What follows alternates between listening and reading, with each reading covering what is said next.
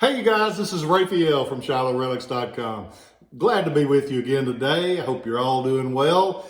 Today we're going to talk about the U.S. Model 1861 Springfield rifle.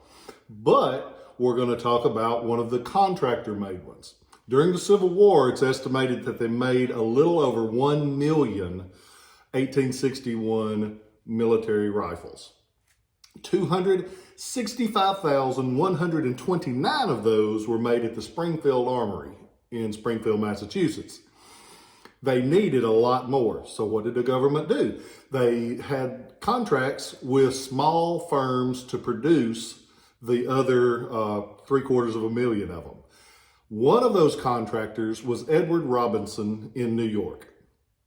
This one's an E. Robinson. It's marked on the lock plate like this. And there's two versions of the marking. The early ones just have a straight line, E. Robinson, and the 1864 and 1865 dated ones will have the E. Robinson in an arch. It goes like that over the top of it. So this one is dated 1864 on the lock plate. They had multiple contracts actually with the government, Robinson did, to make these guns. The first one was for 12,000 guns. They supplied those, they got $20 a piece by making those. The whole gun, front to back, $20, which was a lot of money in 1863. They only made guns from 1863 to 1865. The later contracts, when other people were making them, they only got $18. So the first ones, they got more money, $18 on the rest of them. They actually had a contract to make 47,000 of them, but by the end of the war, they only got 30,000 of them made. So it's one, there were other makers, smaller contractors that made more numbers. Robinson made a really good gun though. They are all patterned on the 1861 Springfield. There's a few things that you look for on a 61 Springfield. This is the gun that replaced the model 1855. The 1855 had what we've talked about on other guns, the Maynard tape primer roll, instead of using a regular percussion cap. Worked kind of like a cap gun. Go back and look at a couple of those if you would like to know more about that. And these were to replace that because they realized that wasn't a great system. Mr. Maynard got a lot of money off of it, but it didn't help in the overall scheme of things. So the lock plate on these, they get rid of the Maynard door. You can tell a 61 Springfield because of this. See that little screw? It's a screw to clean out the buildup. It's called a clean out screw. They have those on an 1861. They get rid of that in 1863. There'll be a bolster with an eagle there for the Model 63. Barrel, 40 inches long, fires a mini ball or a Manet ball, named after the Frenchman that designed it, Manet, a 58 caliber. That's the standard size since the Model 1855.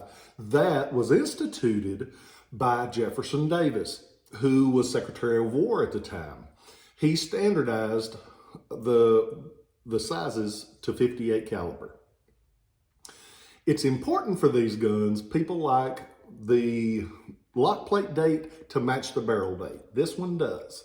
They like to be able to see that because a lot of times when these guns are fired and fired and fired and fired, there's what's called burnout. The powder and the flash will make the breech of the gun wear out, and it will also make it pitted, and they call that burnout.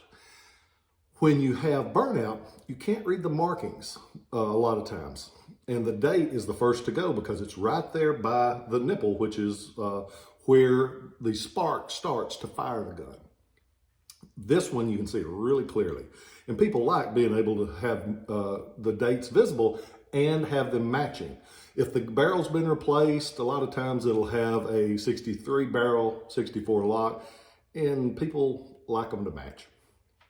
40-inch barrel, 3 barrel bands holding the barrel onto the stock. Stock's made of walnut, like we've talked about. Walnut's a wood of choice for almost all the guns of the time period.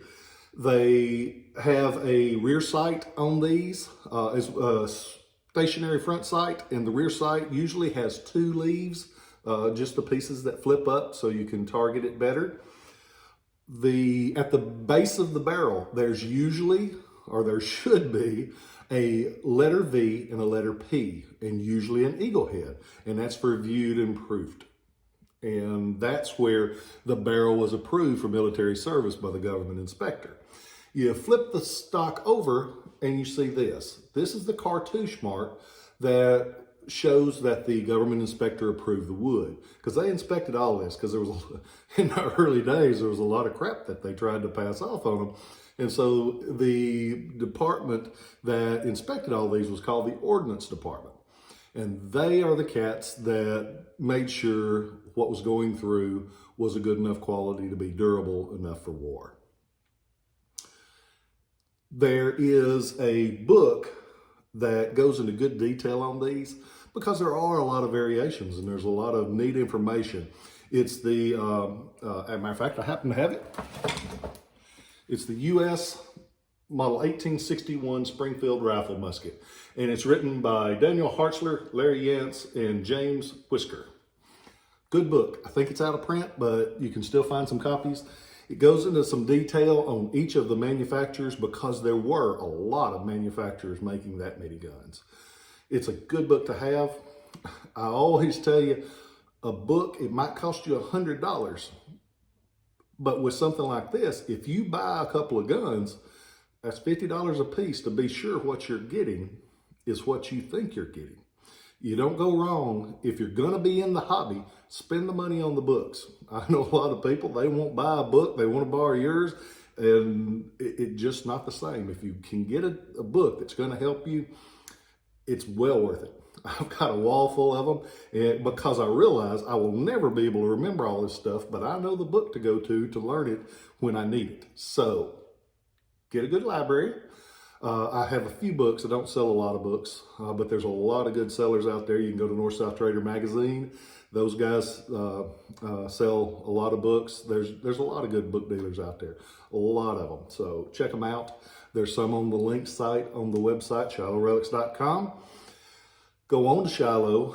The 1861, I've got several of the makers right now because I like the variation. And I've got a lot of friends that they want one of each of the makers. And most of them are easy to find. There's a few that are very, very tough. But there's several on there. Check them out. This one is available as of the time of this video. Matching dates, original rear sight, both the sling swivels underneath, pretty wood. It's used. It's not a mint one, but it's an awful good one. So, go on to ShilohRelics.com, check those out, check a lot of other stuff out, and use the checkout to order things. I hope that all of you are doing well. I am thankful for all of the people that yesterday would have been Lori's 52nd birthday, and even though I'm very happy now, I still miss her. And I thought about all of the people that are missing somebody. And there's nothing the matter with missing somebody. There's something wrong with you if somebody meant a world to you and they're gone and you don't miss them. But if you're missing somebody, I know I have met a lot of people since she passed that have lost a spouse. And it's the craziest thing, because when you marry somebody, you picture growing old with them. And you realize that won't happen. But I do think that the positive thing that came out of losing her was that I'm more thankful for, when you get out of that mindset of it's the worst thing in the world, it makes you more thankful for what you do have. It makes you thankful that you get up every day. And it makes you thankful that you have those loved ones around you. And I hope none of you ever have to go through the loss of a spouse, because it's something you can't explain, and it's a fraternity that I hope you never join. But the point of my rambling today is that I hope that you appreciate those around you. I hope that you don't have to go through something like that to see that you got family that love you.